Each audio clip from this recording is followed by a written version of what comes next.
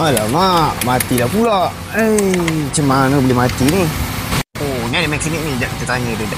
Assalamualaikum, bang. Waalaikumsalam. Ada apa tu? Siapa nama, bang? Oh, saya Ayapeng. Ada apa tu? Pak abang mekanik, Tidaklah. Saya ni orang yang buat inspection motosikal. Contoh macam ada orang nak jual beli motosikal, saya akan inspect dulu motosikal ni. Kita ni kira macam Puspanita lah kan. Macam motosikal ni sekarang ni tengok ada cala-cala ni, kita inspect dia punya wave clearance, kita check throttle body semualah. Ada apa tu, Dik? Tak, bang. Sekarang ni, motor saya, setiap kali lalu kat Shell je mesti mati. Lepas tu tak boleh start. Okey. Jom kita tengok motor apa tu? Yamaha kuning. Oh, tu motor tu. Jom kita tengok apa masalah dia. Jom. Apa nama kau, Adik? Oh, saya Cik Lari. Oh, Cik Lari. Cik Lari, Kenapa abang dengan motor ni, bang? Oh, masalah dia sekarang yang saya perhati, motor ni dia ada keluar error tau. Error macam gaya dia tulis HI. HI ni tanda macam kita ada problem dengan temperature pada motosikal ni lah. Faham. Itu yang motosikal ni mati-mati, Dek. Faham. So, ini adalah salah satu macam keselamatan untuk motosikal ni. Supaya dia tak overheat.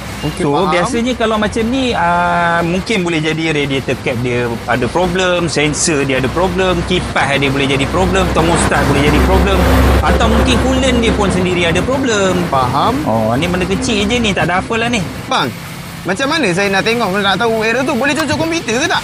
Dia macam ni, model-model motor superbike ni kebanyakan tahun 2011 sampai 2015, dia akan tunjuk indikator pada kita punya dash meter. So tak payah pun cucuk komputer ni semua, tak perlu pun. So kita boleh tahu. Tengok dia punya dash dia kat meter tu, dia akan keluar kod 46 ke 12 ke 13 ke. So daripada situ kita tengok je lah apa masalah. Macam motor abang ni, dia hanyalah masalah pasal temperature, high temperature kan. Nak cucuk juga abang, tak boleh ke?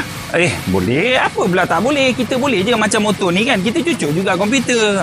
Ni kita panggil further diagnosis. Kita pakailah komputer. So dengan komputer ni kita akan check lagi detail motor ni. Apa sensor dia macam mana. Connection dia ke open circuit ke close circuit, boleh je.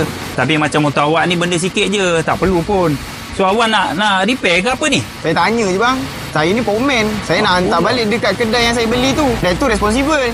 Dia akan repair bagi elok motor saya. Faham. Kedai tu pun murah. Mileage pun rendah. Apa nama kedai dia? AB Motor World, bang. AB Motor World? Apa binatang AB tu? Alam bunian Motor World. Dah kalau kedai tu elok, baik, pemurah, dia boleh responsible, yang kau datang ke aku, kenapa kau ni memang